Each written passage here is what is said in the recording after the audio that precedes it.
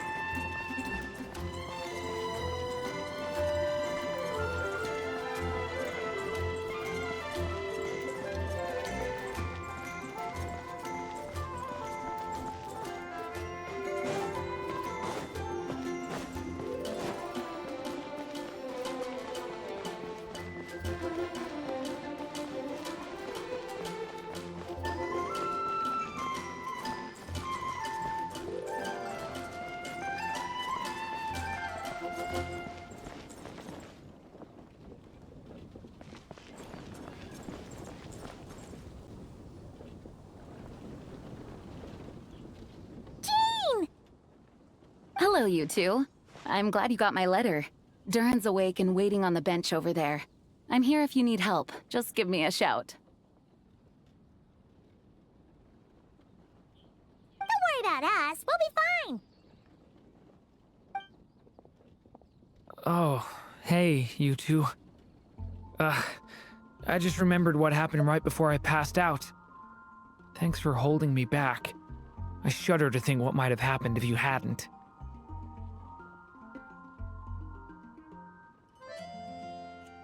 I'm fine now. It's just... a lot of people seem to have forgotten me. Don't worry. We'll figure out a way to fix this. Why don't you start by telling us what happened? It felt so strange. After I realized no one recognized me anymore, I suddenly felt like I'd completely lost contact with my body.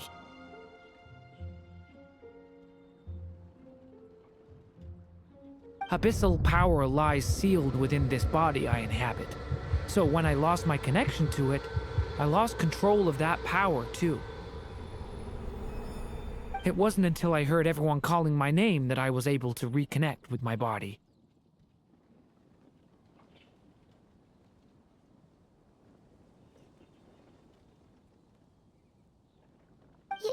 You lost contact with your body? Does that mean there's something wrong with it? Sounds like we need Albedo more than ever. I don't think the problem lies in Albedo's alchemy. Huh. But then, why are people forgetting you? Guess that's what we need to figure out.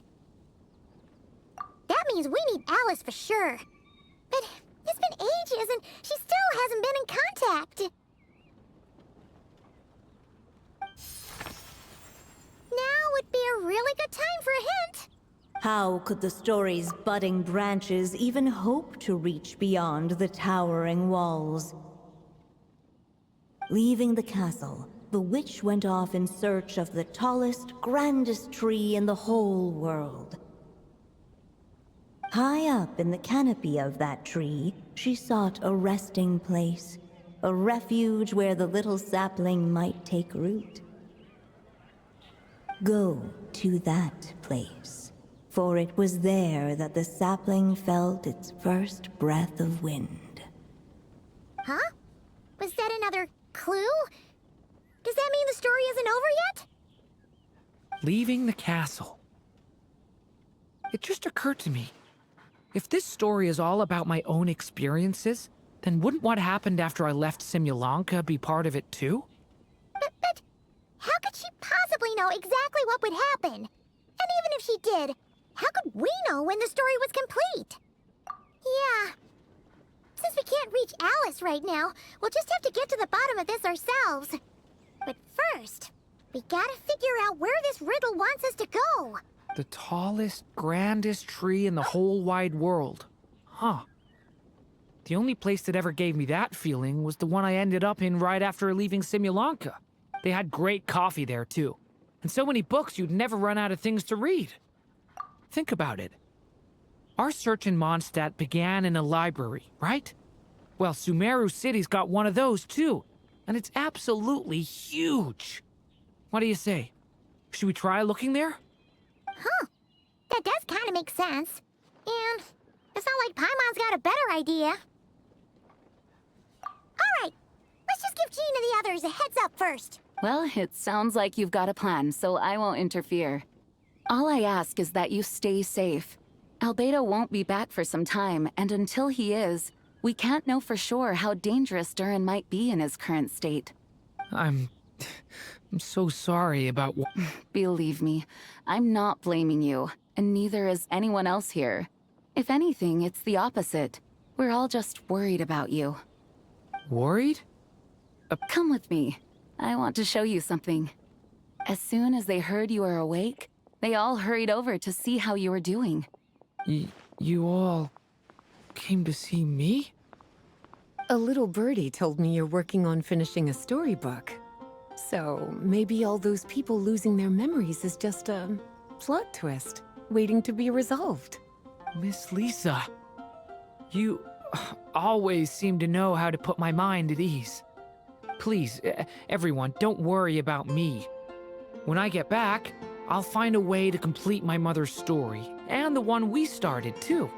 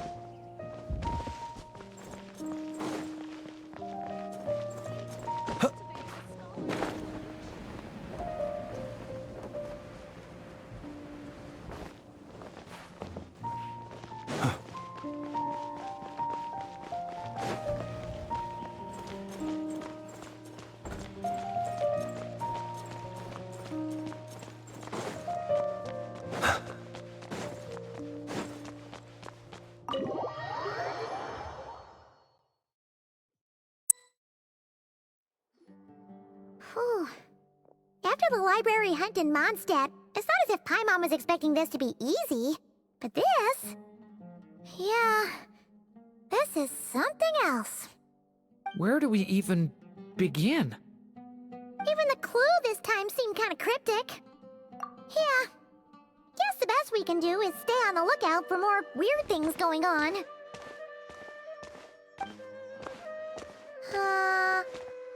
Huh? Sorry, what was that? I'm here to return Volume 5. According to the catalog, Volume 5 of this series is not available for loan. I can't accept the return of a book that was never checked out in the first place. Let me put it this way. My copy is complete. Yours, on the other hand, is missing large amounts of content. So you should swap it for mine. Sir, you have to understand. Managing a library is a serious business, and we have protocols in place for this kind of thing. I can't just replace an important volume in our collection based on nothing more than your word. Hey! Look what the Wandering Tom dragged in!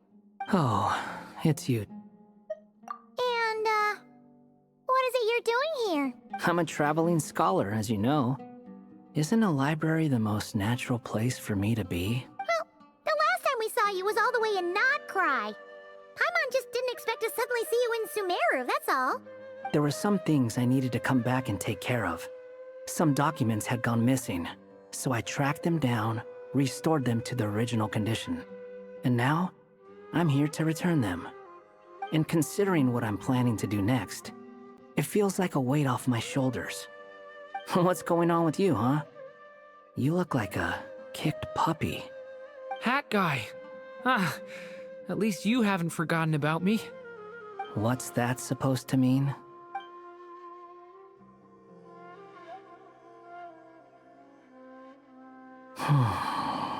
So it's been getting worse.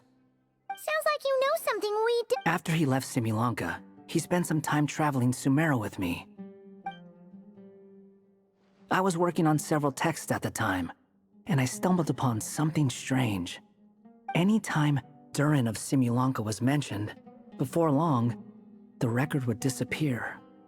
Which means, all the remaining records on Durin are about the evil dragon that fell on Dragonspine. How did you even discover that? If I remember correctly, Hat Guy loved the time he spent in Simulanka so much that he started writing a travel log. That's besides the point. The fact is, you're not affected by the ley lines of this world. I'm sure you can grasp the implications of what that means. His case is different from mine. It's more like the world itself refuses to accept his existence. It started with a few written records, but now, it sounds like it's spread to people who never met him or didn't know him well. At this rate, the whole world might forget him altogether. The whole world? But that includes all my friends in Mondstadt, and even Hat Guy, too. So that's what you've been worried about all this time? Why didn't you just tell me? There are more important questions right now. Like figuring out how to fix this.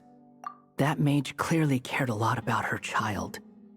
She left that book behind for a reason. If you want answers, isn't that the place to find them? You think that didn't occur to us already?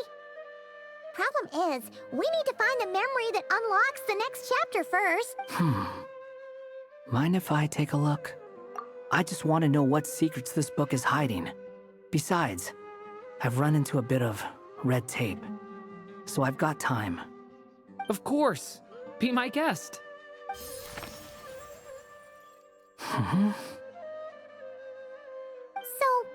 the memory we've been looking for was about you all along?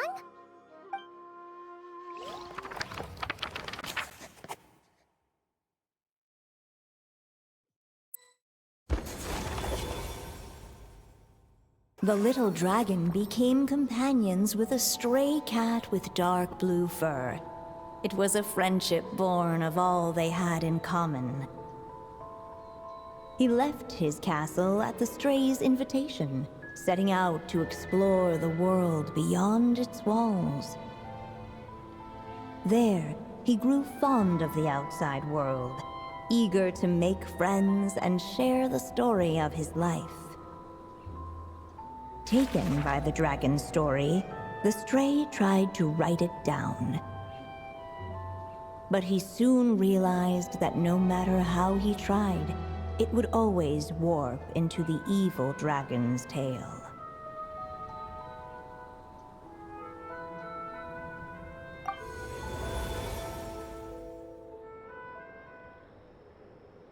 So, this is the world where this chapter takes place?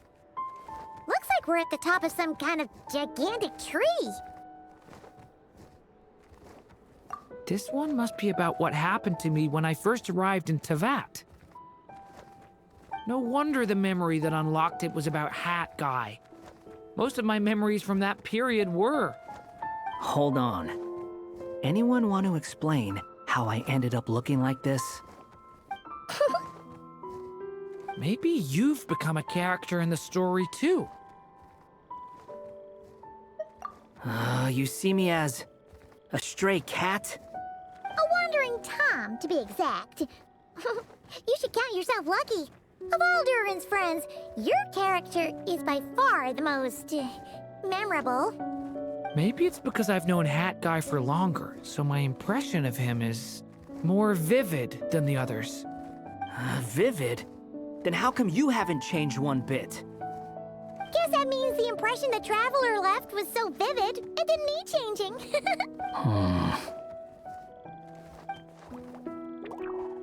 Hello, everyone!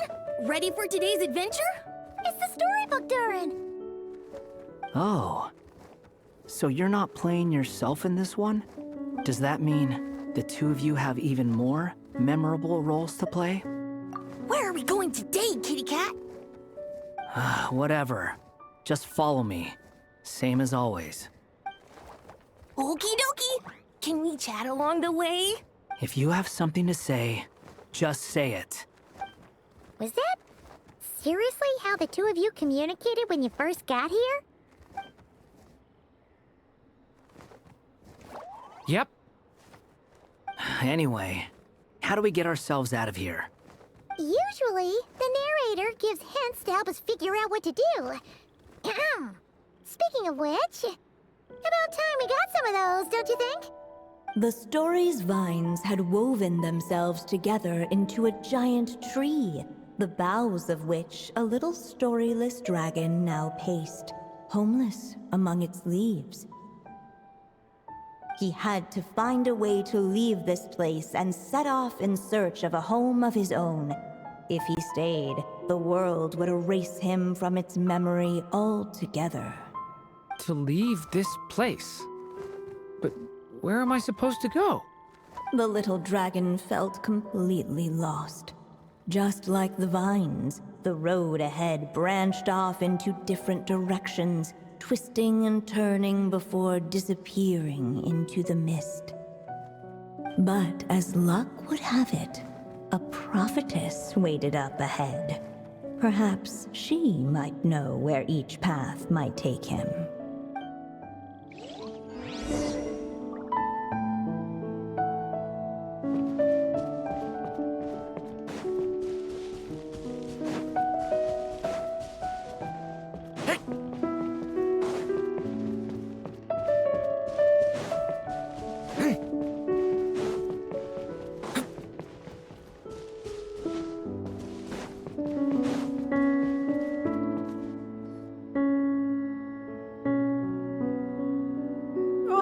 You must be the little lost dragon. It's true. My friends and I are lost. This meeting was no accident. The prophetess was in fact the seer witch, here to present her promised gift. The seer witch? Oh yeah! That's Mona's teacher, right? The old hag? Insolent child. I am the seer witch, your prophetess, not some old hag.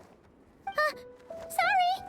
Now, little lost dragon, I have come to bestow the gift I once promised. A prophecy. A prophecy? Hear me now, for my prophecy is this.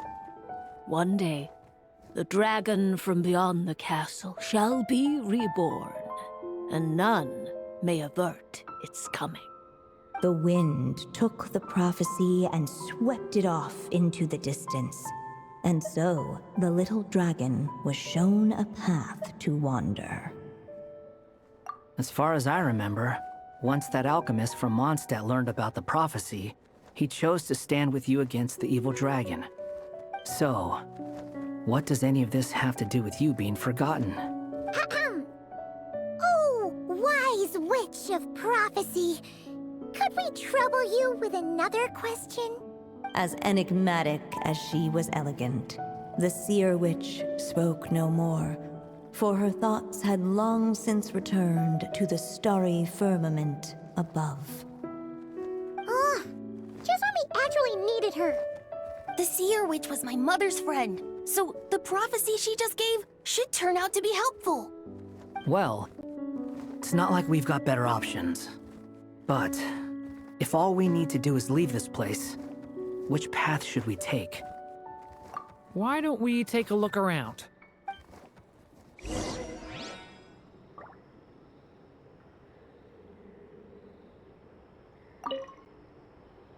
As enigmatic as she was elegant, the seer witch spoke no more, for her thoughts had long since returned to the starry firmament above.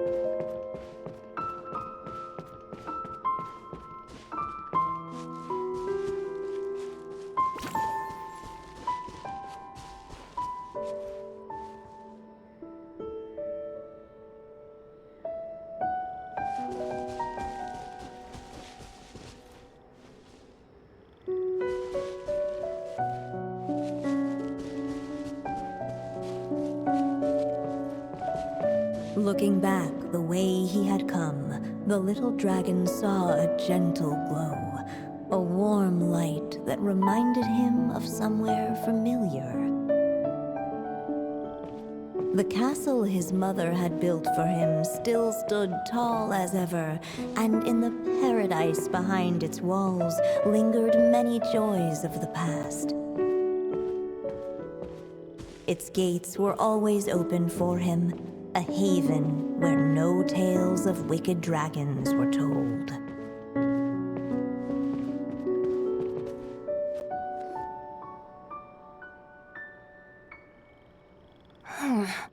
Huh. Well, that's an interesting thought. Has the idea of returning to Simulanka ever crossed your mind? Returning to Simulanka? Think about it. It's a place where a heartfelt wish is all it takes to rewrite the cruelest fate. Not like here, where fate mocks us all. If there really is a being controlling the fate of this world, it must be a laughably spiteful creature, deaf to the wishes of others. If you leave this world and its cruel fate behind, maybe your problems will be solved. Hey! Don't give him crazy ideas like that! I was simply expressing my envy, that's all. Not everyone is lucky enough to have a place like Simulanka to return to. Well, let's say that you did. Would you Of course not. I'd rather show fate who's boss instead. Oh. I just need some time to think this over.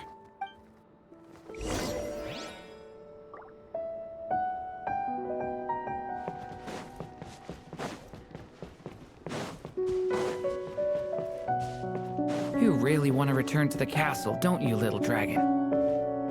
When you're there, no problem ever feels too big for you to solve. Yeah, I guess I do feel that way sometimes.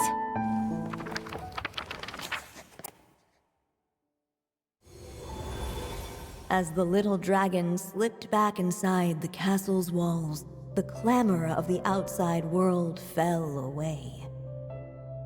There was no danger here, no problems for the little dragon to resolve. As soon as his mother finished her story, it was time for the child to drift off into the world of dreams. And so the story ended, with the little dragon fast asleep in his castle, just like he had never even hatched. What's going on?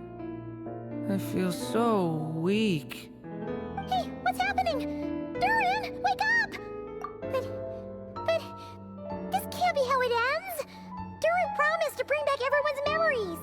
There's no way he'd accept an ending like this.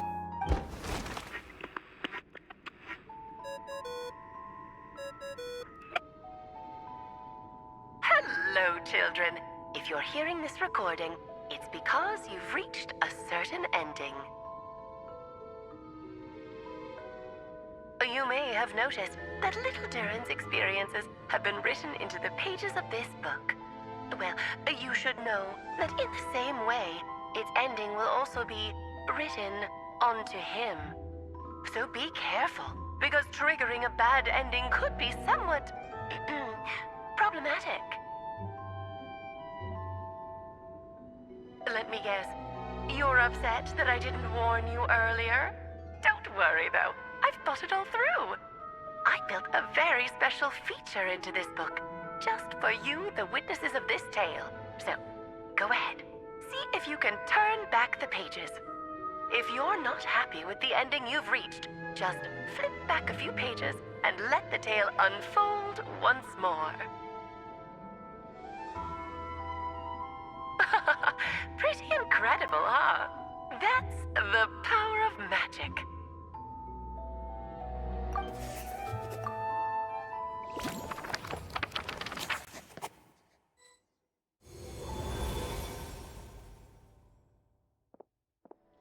Ugh, that last ending was awful. No way we're picking that path again. What are you even talking about? Hurry up and pick a path so we can get out of here. Let's pick one together. Sounds like the others aren't aware of what just happened. But Paimon's not sure how we'd even explain it. Guess all we can do is warn them if they're about to choose wrong again.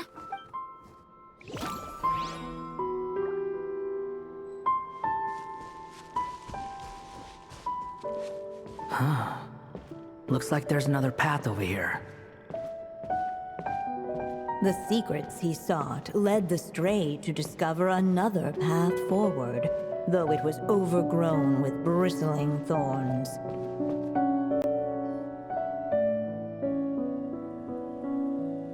It seemed to lead away from this place, but each time he tried to follow it, the branches of the tale sent him back to the start. So the author managed to work this book into the story too. I'll hand it to her. This book is fascinating. What's going on here? When I first realized you were being forgotten by the world, I thought it might be because you spent too much time with me. In which case, the only hope of a cure would be to cut our ties for good. What makes you think that? Once upon a time, the stray tore apart his own story and was forgotten by the world beyond the castle. He believed the story had cursed him, and that his misfortune had rubbed off upon the little dragon. The story's curse. It was just a suspicion before. But now I think it's something we have to try. Wait, what do you mean? One of the story's branches is a path I can't take. If you follow it out of here, I won't be part of your story anymore. Considering what the strange magic in this book is capable of, making that choice could cut our connection once and for all. As long as there's a chance it might work, it's worth a try. He's not like me. He deserves for the world to remember him. Well, maybe Hat Guy has his reasons for thinking that way, but that's not the kind of decision I can make so easily.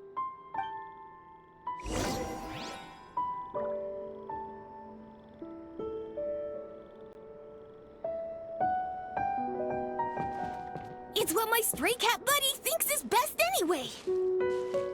Hat Guy. It's worth a shot. Just don't let this world forget who you are.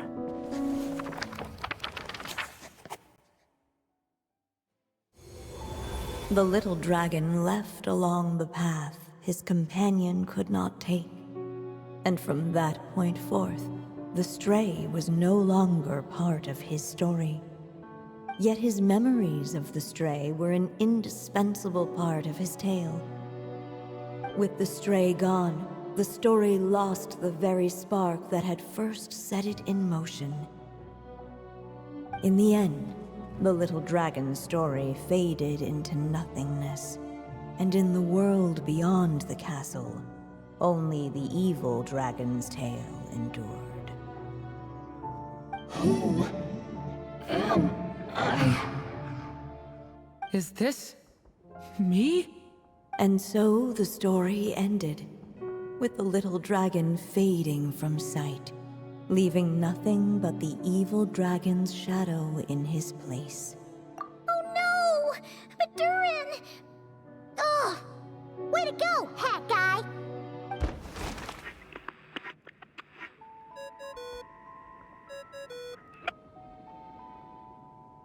remember, if you're unhappy with this ending, try thinking of a way around it.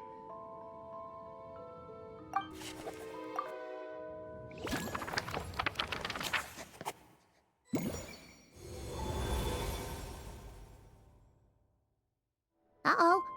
That's not the right one either. If it comes to it, we'll just have to try warning Durin again.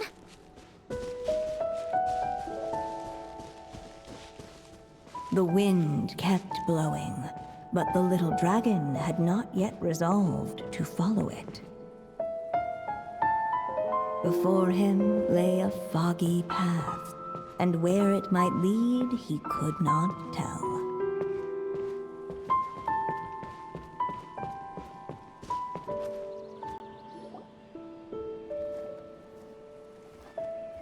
If we go this way, we'll be heading back to Mondstadt, just like we planned.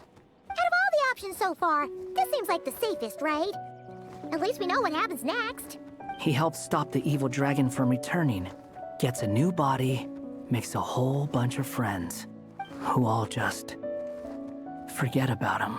But you didn't forget. I'm just saying, choosing this path wouldn't solve the main problem. You'd still end up being forgotten. Huh. I'm not against choosing this path. I just wonder what secrets it might be hiding. Let me think about it.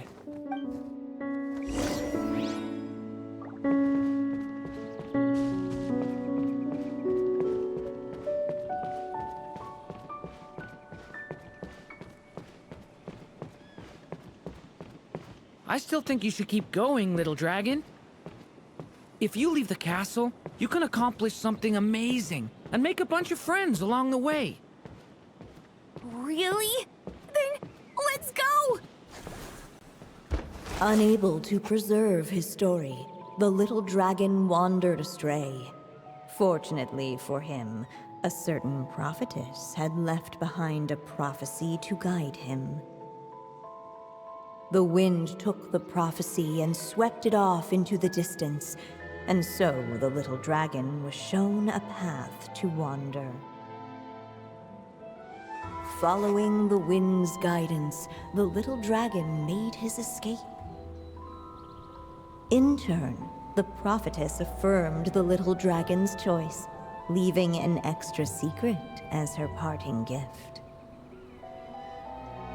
Now that you've made up your mind, I shall keep my promise by explaining fate's little trick.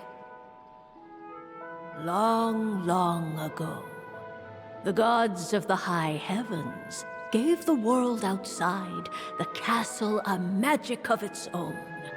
They called it storytelling.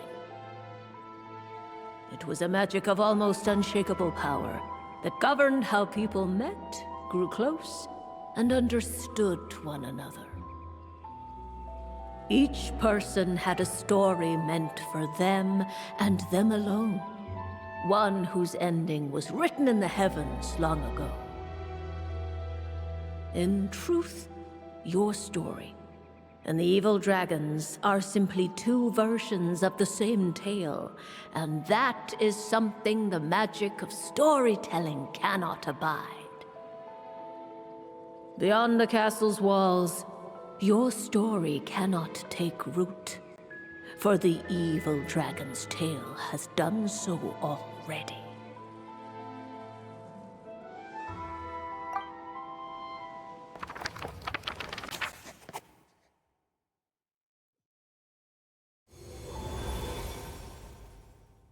So, that was the secret?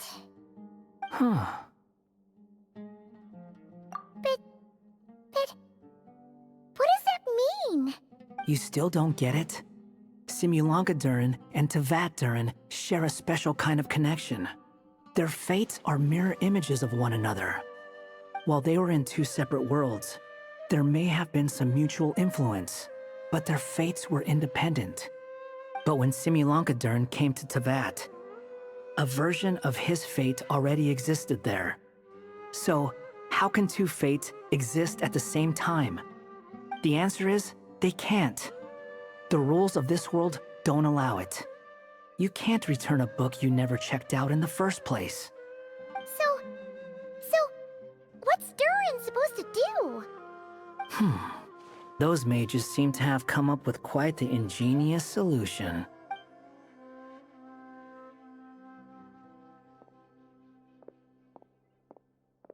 I'm here to make a return. As I said, there's no record of Volume 5 of this series ever being checked out. Then just think of this as Volume 6. Based on what I know, the author was planning on publishing another volume anyway. The catalog does have a slot reserved for Volume 6. So, this is it? Sure, let's go with that. All you need to know is, I'll be the one writing this series from now on. You... What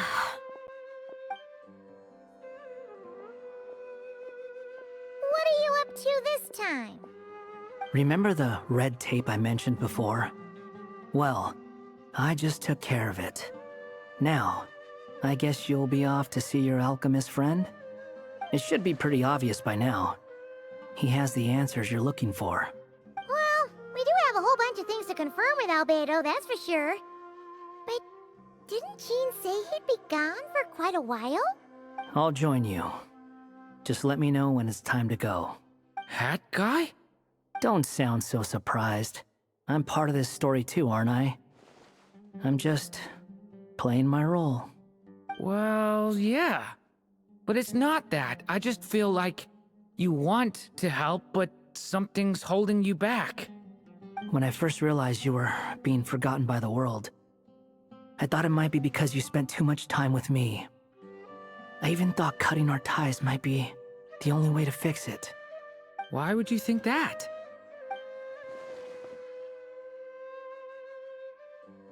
It doesn't matter now. Judging from the answer this book has given us, I was probably overthinking it.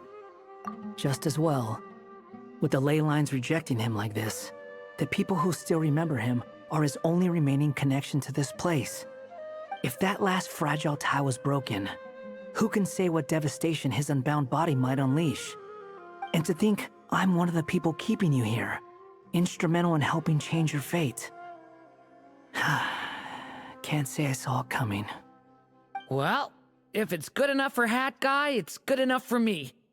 After all, he is about as odd as humans get. Excuse me? With some people, even if you try asking a simple question, they'll always give you a complicated answer. And the more you ask, the more complicated it gets. Truth is, Hat Guy's just that kind of guy. Whatever. All I needed was a yes or no, so we can quit it with all the back and forth.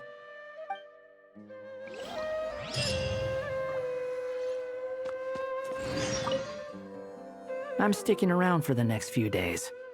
So, when it's time to go, you know where to find me.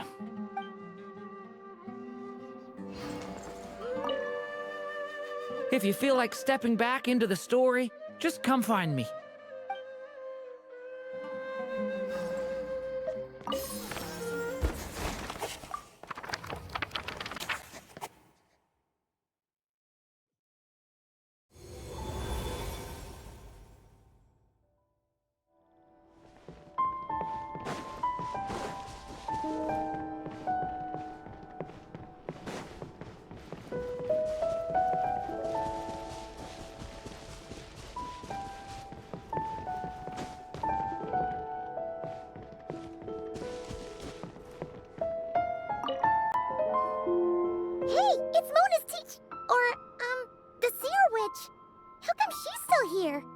Who goes there?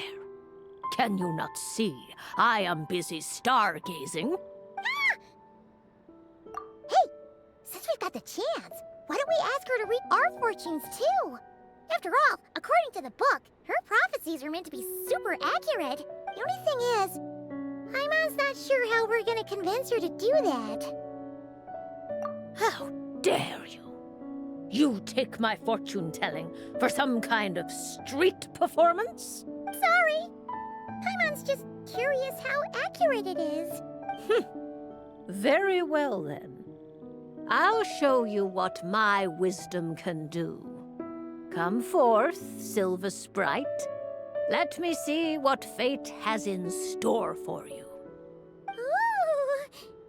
Ooh. You truly wish to know your own fate. Come on, enough with the suspense already. Is it good or bad? Oh. Oh.